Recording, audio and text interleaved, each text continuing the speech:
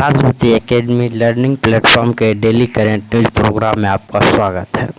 अभी आप देख रहे हैं डीसीएन विद वाल्मीकि सिंह यादव। विश्लेषण मतलब डीसीएन में आज की सबसे बड़ी खबर है कि तालिबान के प्रभाव से पाकिस्तान के वैश्विक संबंधों पर प्रभाव, यानी कि तालिबान का बढ़ता हुआ प्रकोप से पाकिस्तान के वैश्विक संबंधों पर क्या प्रभाव पड़ेगा, उसी के बारे में आज हम लोग डिस्कस करेंगे। तालिबान ने कर दी खटिया खड़ी, पाकिस्तान आर्मी का हुआ सांप से सुंदर जैसा हाल। पाकिस्तान में दो तरह की तालिबान के प्रभाव से प्रभाव पड़ेगा। पहला तो उसका वैश्विक संबंध है, वह बिगड़ने की संभावना पॉसिबिलिटी है, और दूसरा है कि उसमें गृह युद्ध के तालिबान अफगानिस्तान के अंदर जो गृह युद्ध चल रहा है उसमें पाकिस्तान में है जो भूखमरी की हालतें बढ़ने की संभावना है, क्योंकि जितने भी शरणार्थी होंगे वो पाकिस्तान में शरण लेंगे, क्योंकि जब गृह युद्ध होगा तो अशांति फैल जाएगा अफगानिस्तान में, जिससे क्या होगा अत्यधिक लोग किधर की ओर जाएंगे तो वो जाएंगे पाकिस्तान की ओर, क्योंकि अफगानिस्तान के लगभग 2600 किलोमीटर की सीमाएं पाकिस्तान के साथ अटैच करती है, और उसके अटैच से अत्यधिक लोग किधर जाएंगे तो पाकिस्तान की ओर जाएंगे, और पाकिस्तान की ओर जाने से क्या पाकिस्तान में जो अनएम्प्लॉयमेंट, इसके साथ जो हंगर इंडेक्स में उसका प्रभाव बढ़ सकता है। इसके साथ साथ बढ़ते तालिबान के प्रभाव से अफगानिस्तान को कई विदेशी नीतियों का भी और विदेशी संघर्षों का भी सामना करना पड़ेगा, जिसमें प्रमुख है कि चीन का के साथ संबंध, क्योंकि हाल ही में जो उनके शहर जो चीन पाकिस्तान के द्वारा अभी ऑक्युपाई किया गया है, खैबर पख्तूनख्वा, वहाँ पे चीन के लगभग 10-11 इंजीनियर को हमला करके, बस में हमला करके मार दिया गया, जिसमें चीन की सरकार काफ़ी बौखलाई हुई है कि हमारी जो इंजीनियर्स को मारा गया है। अब चीन ने यह आदेश दिया है कि वहाँ पर जो बन रहा है एक डैम्प, उसको क्या कर दिया गया, रुकवा दिया है, और उसमें जितने भी इंजीनियर्स पाकिस्तानी कार्य कर रहे थे उन्हें वापस भेज दिया गया है, उन्हें अपने देश, आखिरकार खैबर पख्तूनख्वा वहाँ पाकिस्तान में ही है, लेकिन उन्हें क्या क्या काम पर से हटाकर चीन ने क्या क्या अपने इंजीनियर्स को उस डैम्प में रखा है, जिससे पाकिस्तान में बेरोजगारी की भी समस्या है। ठीक, तो कई सारी समस्या, उस सब के बारे में हम लोग क्या करेंगे, डिस्कस करेंगे पॉइंट टू पॉइंट। तो चलते हैं हम लोग। तालिबान को पालना पाकिस्तान को भयानक स्तर पर भारी पड़ गया। अफगानिस्तान संकट का डायरेक्ट असर पाकिस्तान पर पड़ रहा है, और पाकिस्तान आर्मी सांप चुचुंदर जैसे हालतों में फंस गई है। पाकिस्तान की आर्मी ने कहा कि अफगानिस्तान में जो हालत है उसकी वजह से पाकिस्तान में आतंकी घटनाएं हो रही है। पाकिस्तान आर्मी ने ये भी कहा कि हाल के दिनों में पाकिस्तान में लगातार आतंकी घटनाओं को अंजाम दिया जा रहा है, पाक सैनिक पर हमले हो रहे हैं, अधिकारियों को मारा जा रहा है। इस सब का जो वजह अफगानिस्तान की हालत है। तो अफगानिस्तान में हालत क्या है, तो अफगानिस्तान में जो क्या है, तो अफगानिस्तान में क्या है, तो अफगानिस्तान में तालिबान का बढ़ता प्रकोप है, जिसके प्रभाव से क्या हो रहा है, पाकिस्तान के पाक के सैनिकों को क्या किया जा रहा है, मारा जा रहा है, उन पर हमला किया जा रहा है। यही इसमें कि तालिबान को पालना पाकिस्तान को भयानक स्तर पर भारी पड़ गया, क्योंकि क्या कहे कि क्योंकि अफगानिस्तान संकट का डायरेक्ट असर पाकिस्तान पर पड़ता। इसका कारण है कि अफगानिस्तान के लगभग 2600 जो किलोमीटर की रेखाएं हैं वह पाकिस्तान के रेखा के साथ मिल रही है, और अफगानिस्तान में बढ़ते गृह युद्ध के प्रभाव के कारण जितने भी शरणार्थी हुए पाकिस्तान की ओर जा रहे हैं, और उसमें शरणार्थियों में भूख प्यास अत्यधिक, यानी कि हंगर, उसमें भूख की अत्यधिकता, अन्न के लोभ में लोग अत्यधिक क्या करते हैं, वहाँ पर जाकर के क्राइम प्रोड्यूस कर सकते हैं, अपराध, जिससे क्या हो गया कि पाकिस्तान में आतंकी घटना हाल के दिनों में काफ़ी ऊंचे स्तर पर बढ़ी हुई है। इसके साथ साथ एक और मामला जो खैबर पख्तूनख्वा में हुआ, वहाँ पर चीन के लगभग 16 इंजीनियरों को एक बस में हमला के दौरान मारा गया, जिससे चीन की सरकार ने यह आरोप लगाया कि यह पाकिस्तान के में जो आतंकी घटनाएं के कारण है, लेकिन पाकिस्तान सरकार का कहना है कि ये घटना किसी आतंकवादी घटनाएं के कारण नहीं हुई है, ये घटना बस में एयर कंडीशन थी और उस बस के पाइप के लीकेज के कारण हुई है। लेकिन इन सब के पीछे चीन ने क्या किया, अपने 15 सदस्यीय टीम को वहां पर भेजा है जांच पड़ताल करने के लिए, और हाल के दिनों में पाकिस्तान में जो आतंकी घटना बढ़ने के कारण तालिबान का बढ़ता प्रकोप इन द अफगानिस्तान। क्यों फंस गई पाकिस्तान आर्मी, अर्थात पाकिस्तान आर्मी क्यों फंस चुकी है। पूरी दुनिया जानती है कि पाकिस्तान ने ही तालिबान को न सिर्फ जन्म दिया बल्कि उसे पाल पोस कर बड़ा भी किया है। लेकिन कहावत यह जो होती है कि जो सांप को पालता है सांप उसको भी नहीं बकसता है।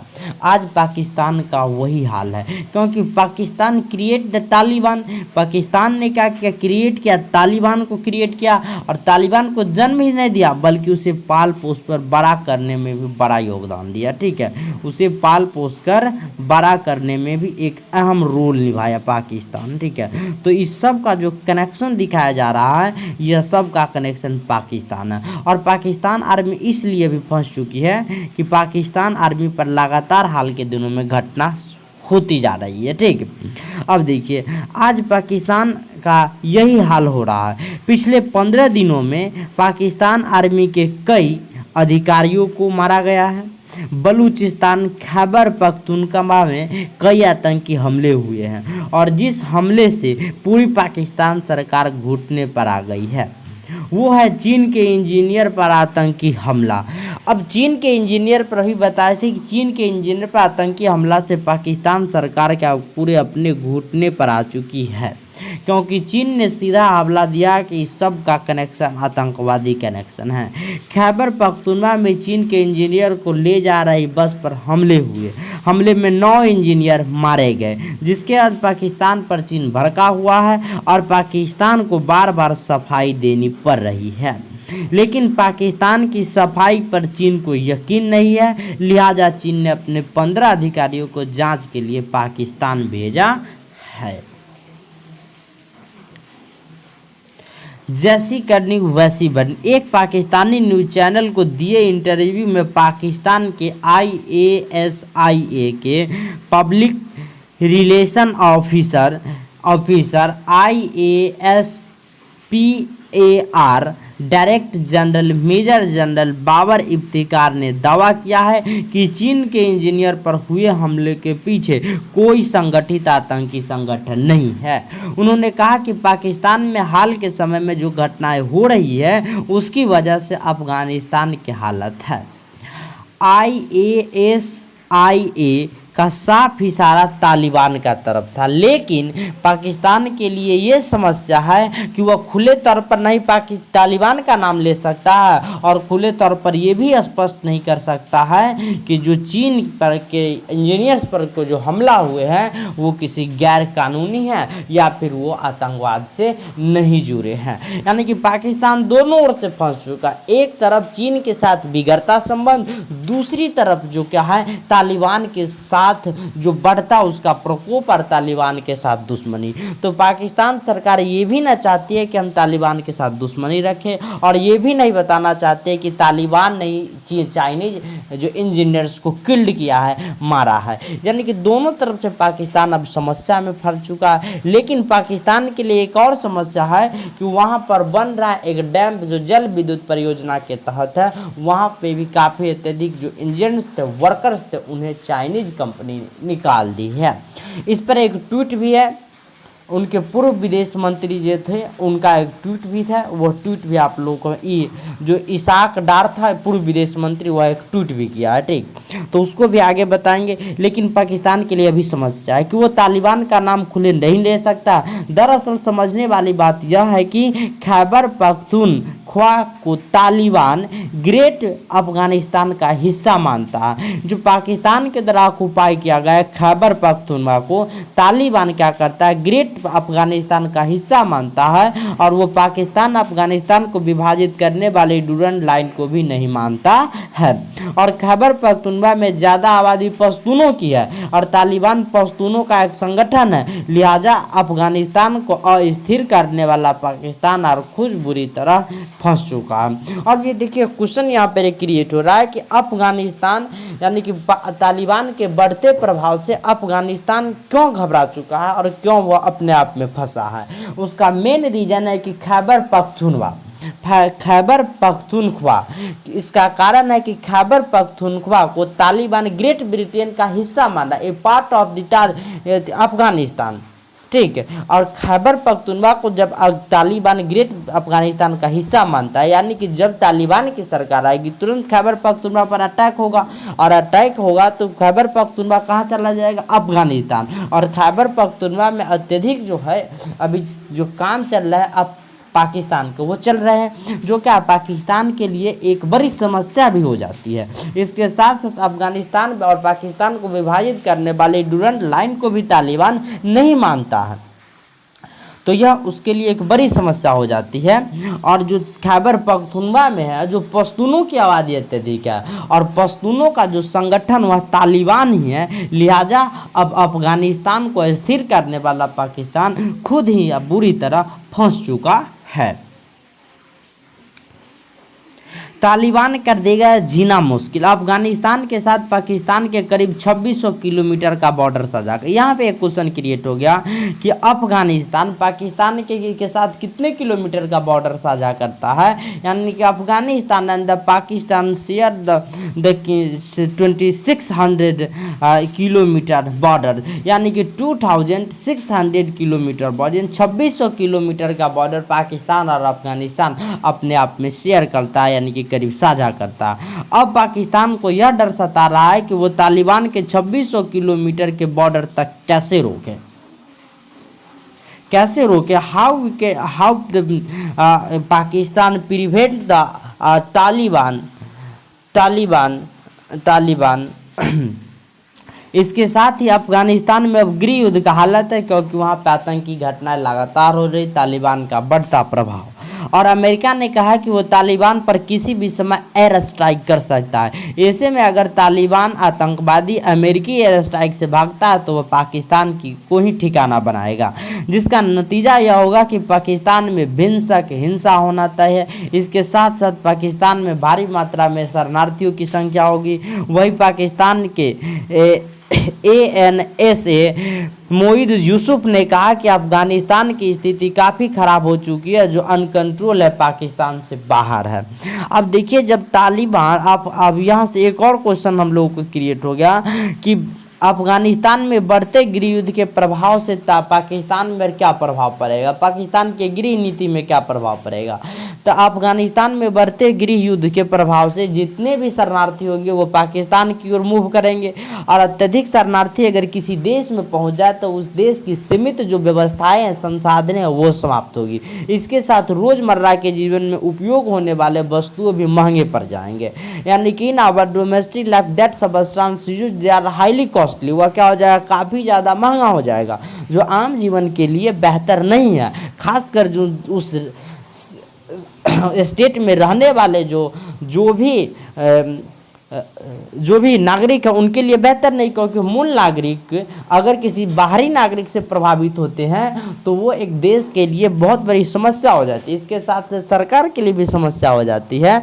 अब यह 2600 किलोमीटर एक रेखा है, तो उसे किसी भी तरह आप रोक नहीं सकते हैं। तो अफगानिस्तान और पाकिस्तान पर काफ़ी ज़्यादा प्रभाव उसके गृह युद्ध का पड़ रहा है, अफगानिस्तान का। अफगानिस्तान के गृह युद्ध में पाकिस्तान में भारी मात्रा में हिंसा हो सकता है, उसके जल जीवन व्यस्त हो सकते हैं। इसके साथ साथ विदेश नीति में भी उसकी खराबी पहुंच सकती है। ठीक,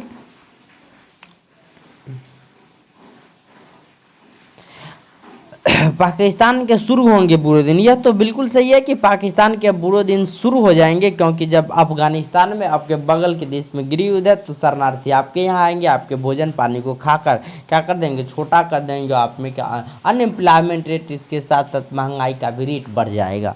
और अभी कोविड का समय, इसके साथ साथ कोविड फैलने की भी आशंका बढ़ जाती है। देखते हैं क्या आप सोच रहे होंगे कि भला पाकिस्तान के बुरे दिन क्यों शुरू होंगे, क्योंकि पाकिस्तान ने ही तो क्रिएट द तालिबान, जो कि तालिबान को क्रिएट करने वाला पाकिस्तान का आज बुरा दिन क्यों होगा। तो आपको बता दें कि पाकिस्तान में एक बेहद खतरनाक आतंकी संगठन है जिसका नाम है तहरीक-ए-तालिबान पाकिस्तान, यानी कि TTP, जो अफगान तालिबान को मदद देते हैं। और इस संगठन का मकसद है कि खैबर पख्तूनख्वा को आज़ादी दिलाना है। अब पाकिस्तान के अंदर एक और जो आतंकवादी संगठन पल रहा है, जो तहरीक तालिबान पाकिस्तान यानी कि पीटीपी नाम से, और उसका मुख्य एम है, उद्देश्य है टू फ्रीडम द पख्तूनख्वा यानी कि खैबर पख्तूनख्वा को आज़ादी दिलाना है, आज़ादी दिलाना है, और जो सीधा अफगान तालिबान को मदद भी करता है।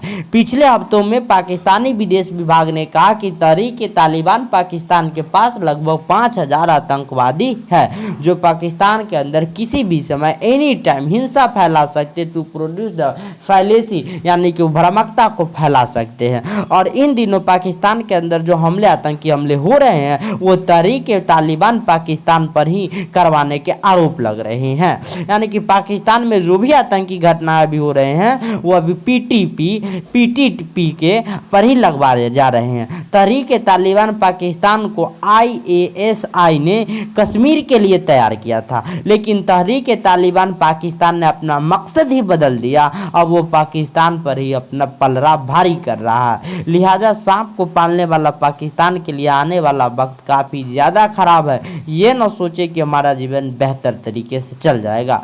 और पाकिस्तान आर्मी के लिए भी ये मुश्किल है कि वो तालिबान को खिलाफ एक्शन लेकर उसे नाराज भी नहीं करना चाहता है, और वह इसकी हैसियत भी अब नहीं रह गई कि आप तालिबान को क्या कर सके, नाराज कर सके, क्योंकि तालिबान के पास बहुत ज़्यादा बम बारूद, इसके साथ साथ उसके इकोनॉमिक जो डेवलपमेंट है as a compare to the Pakistan बेहतर हो सकती है, क्योंकि उसके साथ बहुत सारे देशों का संगठन वो खासकर पश्तूनों की है, तो पश्तूनों की है, और पश्तूनों इसके साथ साथ पश्तूनों की जो संबंध है वह अन्य देश के भी है, देश के जैसे कि उसके बगल इराक, ईरानी सबसे है। तो यह जो है पाकिस्तान के अब बुरे दिन शुरू होने के कगार पर है। अब देखिए कि इंजीनियर के मौत से आग बबूला चीन। CPEC यानी कि China Pakistan economic corridor project से निकाले गए सभी पाकिस्तानी एयर स्ट्राइक की भी दी चेतावनी। यही मेन मुद्दा है कि इंजीनियर की मौत के बाद क्या चीन पाकिस्तान पर एयर स्ट्राइक कर सकता है। यह देखने वाली बात दिलचस्प होगी कि क्या होगा मामला। लेकिन सबसे बड़ी बात है कि CPEC यानी कि चाइना पाकिस्तान इकोनॉमिक कॉरिडोर है, उसको कॉर्पोरेट है, उसको अब जो प्रोजेक्ट से निकाले गए सभी पाकिस्तान जो इंजीनियर्स थे, और यह भी उन्होंने हवाला दिया कि वह किसी भी समय एयर स्ट्राइक, यानी कि अब पाकिस्तान पर दो तरह से एयर स्ट्राइक का क्या है जो संभावना पॉसिबिलिटी देखी जाए। पहला तो अमेरिका ने कहा कि हम किसी भी समय तालिबान पर एयर स्ट्राइक कर सकते हैं। अगर पाकिस्तान तालिबान पर एयर स्ट्राइक करता है तो जितने भी तालिबानी होंगे वह मूव करेंगे पाकिस्तान की ओर, तो पाकिस्तान की ओर मूव करेंगे तो जाने के दौरान भगदड़ मचेगी, भगदड़ के दौरान लाखों सैनिक मारे जाएंगे, कितने के घर बेघर हो जाएंगे। अगर उसी समय पर चीन भी क्या करता है, अटैक करना चालू कर देता है तालिबान पर, क्योंकि इनके भी 16-17 आतंकी मारे गए, जो पाकिस्तान के लिए एक बहुत बुरी खबर आने वाली है। पाकिस्तान कहते हैं कि पहाड़ों से ऊंचाई और महासागरों से जो उसकी दोस्ती है चीन के साथ काफ़ी अच्छी, लेकिन पाकिस्तान में 9 चीनी इंजीनियर क्या मारे गए, चीन ने पाकिस्तान के नाको दम कर दिए हैं। चीन फिलहाल पाकिस्तान के लिए सबसे बड़ी मुसीबत बना दिया है। चीन फिलहाल पाकिस्तान के लिए सबसे बड़ी मुसीबत बन गया, और चीन ने अपने इंजीनियर्स के मारे जाने का बदला लेते हुए CPEC प्रोजेक्ट का काम रोक दिया है। जो चीन ने धमकी दी कि वो कभी भी पाकिस्तान पर एयर स्ट्राइक कर सकता है। इसके साथ ही पाकिस्तान मीडिया की तरफ से एक रिपोर्ट आई है कि चीन के दासू दल विद्युत परियोजना का काम भी रोक दिया गया, जो पाकिस्तान के लिए एक सबसे बड़ा झटका है। अब देखिए पाकिस्तान पर दो तरह के, पहला तो उस पर है जो CPEC जो प्रोजेक्ट है उसको रोक दिया गया, दूसरा है कि दासू दल विद्युत परियोजना को भी रोक दिया गया। दासू दल विद्युत परियोजना एक बिजली क्रिएशन करने वाली एक संस्था, अभी इसका क्रिएट ही हो रहा है, अभी इसका निर्माणाधीन हो रहा है। अब इसी के निर्माण में और इसके बाद CPEC प्रोजेक्ट को भी रोक दिया, यानी कि पाकिस्तान को दो तरह का डर सताने लगा। पहला तो उसका डेवलपमेंट था वह बाधित हो जाएगा, और दूसरा जो है उसका सबसे बड़ा कारण है कि चीन के साथ उसके रिश्ते भी क्या होंगे, खटपट हो सकते हैं। पाकिस्तान पर आग बबूला हुआ चीन। पाकिस्तान के खैबर पख्तूनख्वा प्रांत में एक बस में बम विस्फोट में लगभग 9 चीनी इंजीनियर्स मारे गए हैं। जिसके बाद चीन ने सख्त एक्शन लेते हुए दासू जल विद्युत परियोजना का काम रोक दिया है। चाइना गेझोउबा ग्रुप कंपनी यानी कि CGGC, चाइना गेझोउबा कंपनी CGGC चीन पाकिस्तान आर्थिक गलियारे CPEC के हिस्से के रूप में दासू के पास एक नदी पर जल विद्युत संयंत्र का निर्माण कर रही थी। यानी कि CGGC एक कंपनी जो है वह CPEC के हिस्से के रूप में दासू के पास एक नदी पर जल विद्युत संयंत्र का निर्माण कर रही थी। लेकिन अब चीनी कंपनी ने काम रोक दिया है। वही चीन ने कहा है कि वो कभी भी पाकिस्तान के अंदर एयर स्ट्राइक कर सकता है। चीनी अखबार ग्लोबल टाइम्स में कहा गया है कि पाकिस्तान आतंकियों पर किस तरह से कार्रवाई कर रहा है उस पर वो नज़र रख रहा है। अगर चीन पाकिस्तान की कार्रवाई से संतुष्ट नहीं है तो चीन की वायु सेना पाकिस्तान के स्थित आतंकी संगठन पर एयर स्ट्राइक करने से भी परहेज नहीं कर सकती है। अब देखिए उसका अपना ही जो दोस्त था उस पर एयर स्ट्राइक करने की बात कही है, क्योंकि उसके 16 इंजीनियर्स को क्या किया गया है, मारा गया है। इसके साथ साथ पाकिस्तान में जो भी अभी कार्य परियोजनाएं डेवलपमेंट के लिए चल रहे विकास के लिए, जैसे कि दासू जल विद्युत परियोजना, इसके साथ साथ चाइना पाकिस्तान इकोनॉमिक कॉरिडोर, सबको अभी स्थगित कर दिया गया है। तो ये एक बहुत बड़ा प्रभाव पड़ेगा कि क्या पाकिस्तान के विदेश नीति, गृह नीति और पाकिस्तान के विकास में तालिबान का प्रभाव किस प्रकार बाधित कर सकता है। यानी कि तालिबान के प्रभाव से किस प्रकार पाकिस्तान का प्रभाव विकास बाधित होगा। तो बढ़ते तालिबान के प्रभाव से पाकिस्तान का चीन के साथ संबंध काफ़ी बिगड़ सकता है, और बिगड़ने के कारण चीन जो कॉरपोरेशन और डेवलपमेंट के लिए कर रही है पाकिस्तान में, उन सब पर रोक दी है। जैसे कि दासू जल विद्युत परियोजना और चाइना पाकिस्तान इकोनॉमिक कॉरिडोर जैसे बड़े मुद्दों को अगर रोक दिया जाए तो लगभग पाकिस्तान की जो कार्य प्रणाली है वो बाधित हो जाएगी, जो पाकिस्तान के लिए खतरा का सबब भी है।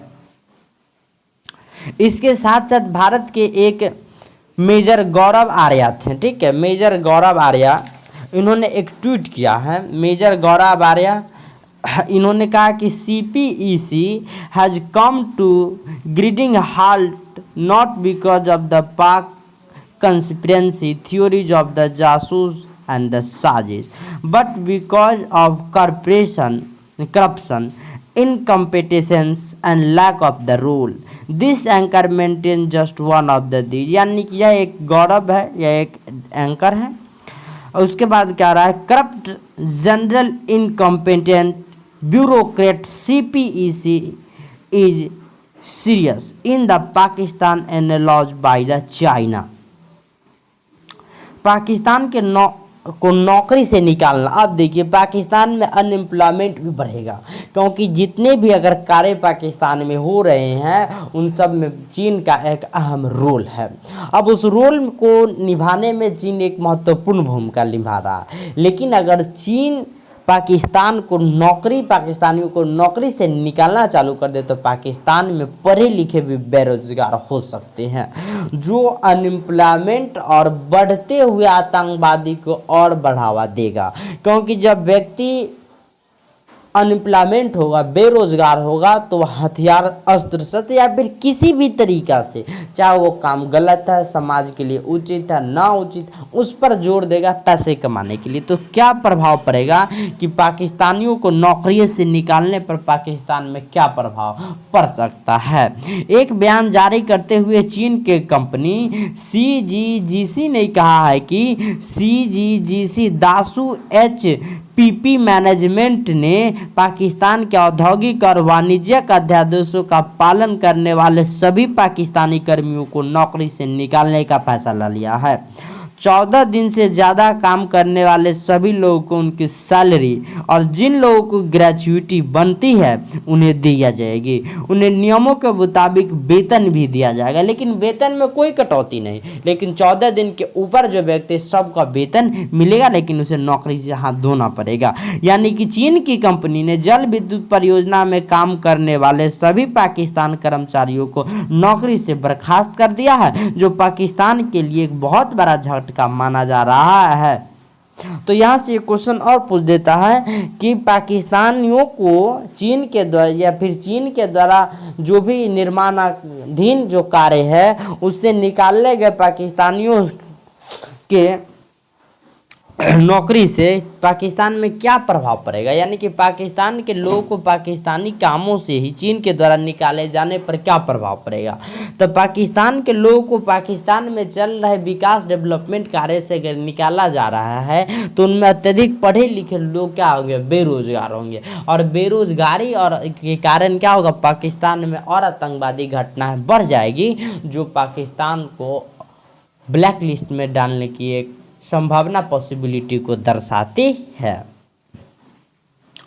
बुरी तरह से घिर चुका है पाकिस्तान। 14 जुलाई को सुबह लगभग करीब 7 बजे पाकिस्तान में बम विस्फोट हुआ, जिसमें लगभग 9 चीनी इंजीनियर्स मारे गए। कम से कम 12 लोगों की मौत की पुष्टि की गई थी।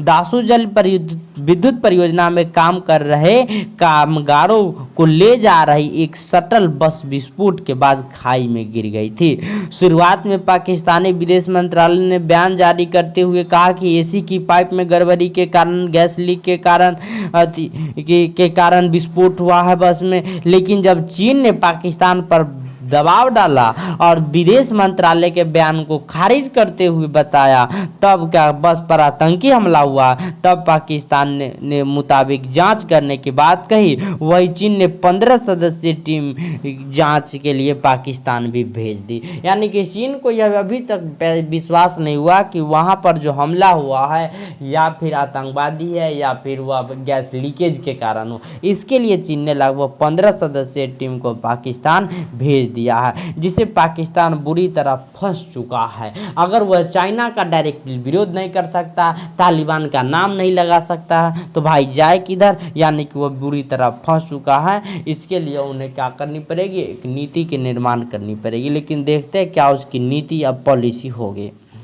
अब देखिए, इसी के साथ पाकिस्तान के पूर्व जो विदेश मंत्री थे उन्होंने एक ट्वीट भी किया। पाकिस्तानियों को उनके ही देश में कॉरपोरेट जो चल रहे हैं डेवलपमेंट उससे निकाले जाने पर उन्होंने ट्वीट में लिखा। इसाक डार ने क्या कहा कि termination of employment contracts of the Pakistan personnel by the Dasu Hap management Chinese is extremely worrying development. Imran Nazi government handling of the national affair has landed Pakistan in seriously sad state of affairs. Time to go get rid of this incompetent and the corrupt government. यानी कि यह जो government corrupt भ्रष्ट government हो चुकी है, जो हमारे देश की राष्ट्रीय छवि को बर्दाश्त कर रही है। यानी कि मेरे ही देश में जो कार्य चल रहा है, कि मेरे ही देश में जो विकास चल रहा है, मेरे ही जमीन पर जो कार्य करवा रही कंपनी है, वह हमारे ही नागरिकों को अगर कार्य से निकाल रही है, यानी कि हमारी राष्ट्रीय मर्यादा के खिलाफ है। इसीलिए इमरान नाजी के सरकार को उन्होंने करप्ट सरकार बताया है। यह जो इसाक डार था, यह पूर्व जो क्या था, विदेश मंत्री था। एक ट्वीट भी इन्होंने किया। इमरान खान को फटकार। पाकिस्तान खबर ग्लोबल टाइम ने जोर देते हुए कहा कि चीन के लोगों को सुनियोजित साजिश के तहत मारा गया है और ये आतंकी घटना है। जिसके बाद अगले ही दिन पाकिस्तान ने अपना बयान बदल दिया और कबूला की बस पर आतंकी हमला हुआ। वही शुक्रवार को चीन के प्रधानमंत्री ली केकियांग ने इमरान सरकार को फोन पर ही खूब फटकार लगाई है और एक निश्चित वक्त में दोषियों के खिलाफ कार्रवाई नहीं करने पर एक्शन लेने की बात कही है। वहीं पाकिस्तान के पूर्व मंत्री इसाक डार ने कहा है कि पाकिस्तान के लोगों लोग से पाकिस्तान में ही चल रहे प्रोजेक्ट से निकालना इमरान सरकार की सबसे बड़ी नाकामयाबी है और यह बताता है कि इमरान खान नियाजी किस तरह से राष्ट्रीय हितों को बर्दाश्त कर रहा है। यही यहाँ पे मेन टॉपिक आया था। ये पूर्व विदेश मंत्री इसाक डार, अभी हमने ट्वीट भी पढ़ा, क्या लिखा का तो में termination of employment contract of the Pakistani personal by the those who have management Chinese is extremely वर्rying development.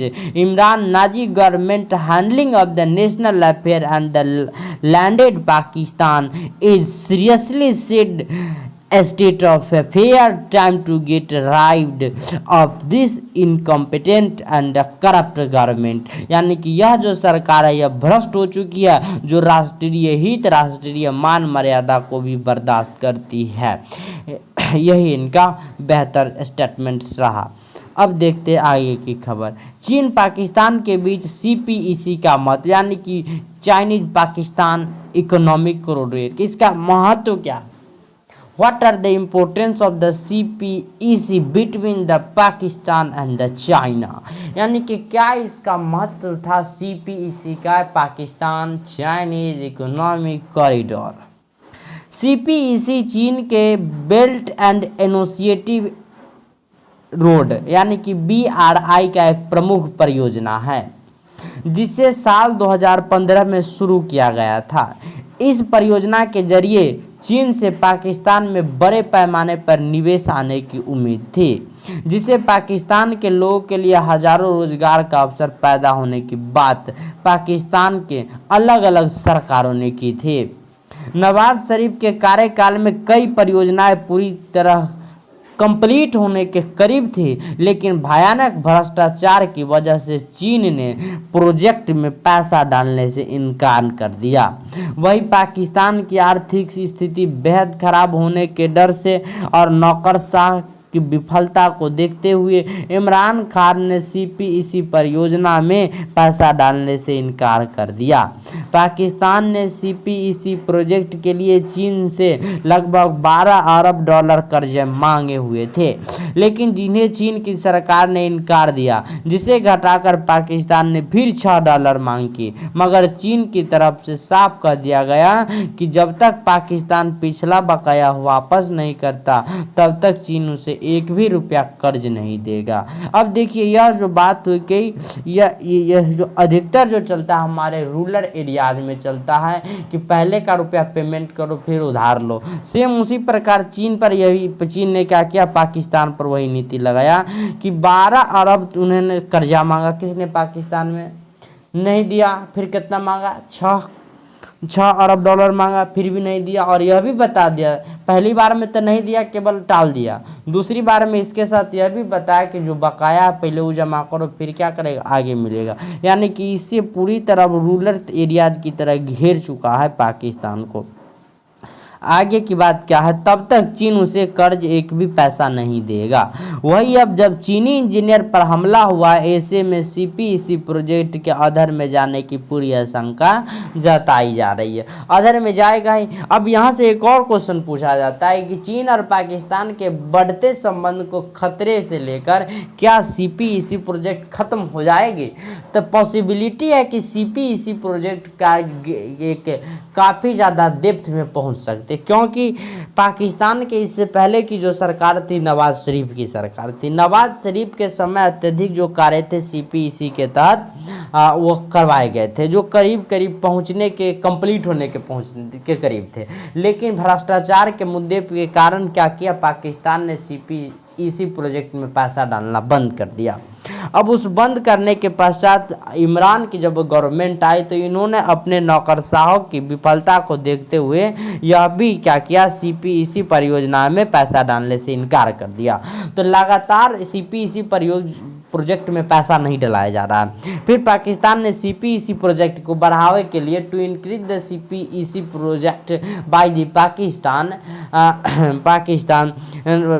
12 अरब डॉलर क्या किया था, यह लगभग कर्जा मांगा हुआ था। किससे? तो चीन से, जिससे चीन ने क्या कर दिया, इनकार कर दिया। लेकिन बाद में चलकर फिर 6 अरब डॉलर वह भी नहीं दिया। यानी कि कुछ रुपया इसमें अभी तक जब से नवाज की सरकार गई है तब से अभी तक इसमें पैसे डालने का कार्यक्रम नहीं हुआ है। अब कार्यक्रम पैसे डालने का यानी कि इकोनॉमी से इसमें पैसा आ नहीं रहा है, कार्य होगा नहीं, और कार्य होगा नहीं तो यह डेप्थ में जाने की पूरी पॉसिबिलिटी है। तो यहाँ से क्वेश्चन को आसानी से आप डील कर सकते हैं कि क्या चीन और पाकिस्तान के बीच बढ़ते बिखराव को लेकर CPEC प्रोजेक्ट खत्म हो जाएगी। तो यह कहना तो नामुमकिन है कि खत्म हो जाएगी, लेकिन जो संभावना पॉसिबिलिटी है वह खत्म होने की है, क्योंकि चीन के द्वारा पैसा अब जो कर्ज के रूप में नहीं दिया जा रहा है पाकिस्तान को, जो क्या है CPEC प्रोजेक्ट को खतरे में डालने की आशंका है। इसके साथ साथ चीन के द्वारा जो भी निर्माण कार्य पाकिस्तान में हो रहा वह भी बंद होने की संभावना, जैसे कि आप लोगों ने पहले देखा कि एक डैम का निर्माण हो रहा था, वह भी क्या किया गया, बंद कर दिया गया, और उसमें पाकिस्तानी नागरिकों को भी निकाला गया। चीन पाकिस्तान के बीच इसी का महत्व यही था। तो देश दुनिया की खबरों को जानने के लिए सब्सक्राइब कीजिए राजवती एकेडमी लर्निंग प्लेटफॉर्म को।